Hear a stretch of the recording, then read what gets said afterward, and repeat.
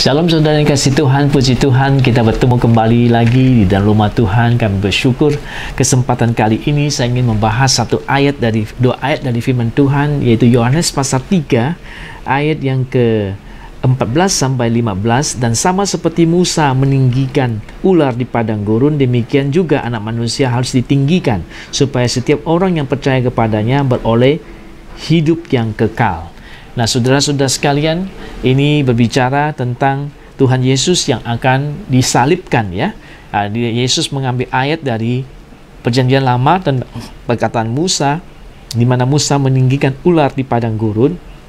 Demikian juga dia bilang dirinya anak manusia itu Yesus sendiri akan ditinggikan, maksudnya disalibkan, ya, supaya setiap orang yang percaya kepadanya, percaya kepada Yesus, beroleh hidup yang kekal. Ya, puji Tuhan, ya.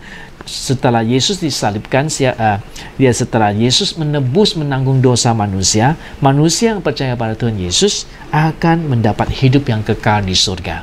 Pujilah nama Tuhan. Nah, inilah berkat yang luar biasa yang kita miliki kalau kita percaya kepada Tuhan Yesus, bahwa kita akan dapat hidup yang kekal. Siapa yang percaya, dikatakan ini, supaya setiap orang yang percaya kepadanya, beroleh hidup yang kekal. Ya, dia tidak melakukan, setiap orang yang melakukan hukum Taurat atau melakukan hukum ini, hukum itu akan dapat hidup yang kekal, tapi dikatakan supaya setiap orang yang percaya kepadanya beroleh hidup yang kekal. Luar biasa. Nah, hari ini banyak orang ingin dapat hidup yang kekal, ya, tapi sebenarnya hidup yang kekal bisa kita miliki sekarang di dalam Yesus Kristus. Yesus Kristus bisa memberikan hidup yang kekal kepada kita semua. Ya, kita sudah mendekati Paskah sebenarnya. Hari-hari ini ada hari-hari di mana kita dekat dengan Paskah. Paskah itu adalah memperingati, kalau buat orang Israel, mereka memperingati mereka keluar dari Mesir. Buat kita orang percaya, kita memperingati Yesus mati di atas kayu salib, membawa kita keluar dari tangan setan dan iblis, dari dosa, dari perbudakan iblis. Seperti orang Israel juga keluar dari Mesir, dari tangan Firaun mereka keluar. Dan sekarang kita yang percaya Yesus, kita merayakan Paskah, kita memperingati Yesus mati di atas kayu salib, menanggung dosa kita, melepaskan kita dari segala kuasa jahat, kuasa iblis, kuasa setan, ya. Kita dilepaskan dari itu semua. Kita dilepaskan dari tangan setan iblis. Kita dilepaskan dari segala kebinasaan yang kekal di neraka. Kita tidak usah lagi ke neraka. Kita yang percaya kepada Yesus dikatakan beroleh hidup yang kekal. Luar biasa. Saudara, kalau hari ini saudara belum percaya Tuhan Yesus, mari percaya Tuhan Yesus. Yesus itulah domba yang dikorbankan, ya, untuk menghapus dosa kita manusia.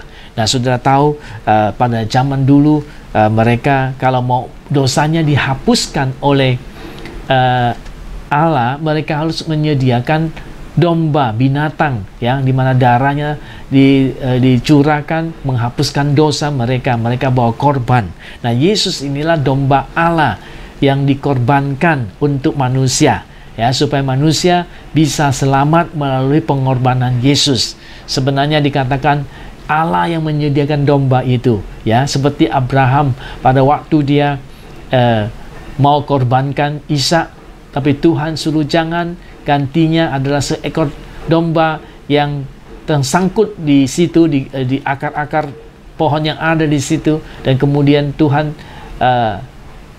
menyuruh Abraham, artinya menyediakan untuk Abraham domba itu untuk dikorbankan. Bukan anaknya yang dikorbankan, tetapi adalah domba yang Tuhan Allah sediakan. Itu ada gambaran bahwa manusia untuk terlepas dari dosa harus bergantung kepada domba Allah, ya, domba yang Allah sediakan. Manusia tidak sanggup lagi menyelamatkan dirinya dari dosa, maka Allah menyediakan domba untuk menghapus dosa manusia, yaitu anaknya sendiri yang bernama Yesus Kristus, untuk mati di atas kayu salib, supaya di waktu dia ditinggikan atau dia disalibkan, dosa manusia semua masuk ke dalam hidupnya. Itu sebabnya Tuhan Yesus perlu mati, karena dia mau menanggung dosa semua umat manusia. Dosa yang paling berat hukumannya adalah mati. Yesus harus mati, mengalami hukuman kematian yang paling mengerikan di zamannya Romawi, dan dia menanggung semua dosa manusia, yang dimana kalau manusia percaya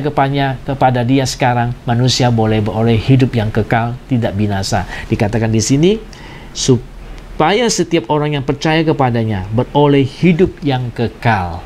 Jadi saudara-saudara sekalian, saudara akan dapat hidup yang kekal kalau saudara percaya kepada Tuhan Yesus. Saudara mau terima hidup yang kekal, hidup yang bahagia di surga, saudara bisa mengandalkan Tuhan Yesus. Dialah domba yang tidak bercacat, ya. Dia domba yang tidak ada dosanya. Manusia semua ada dosanya, tidak bisa selamatkan kita. Hanya Yesus yang tidak ada dosa baru bisa menanggung dosa kita.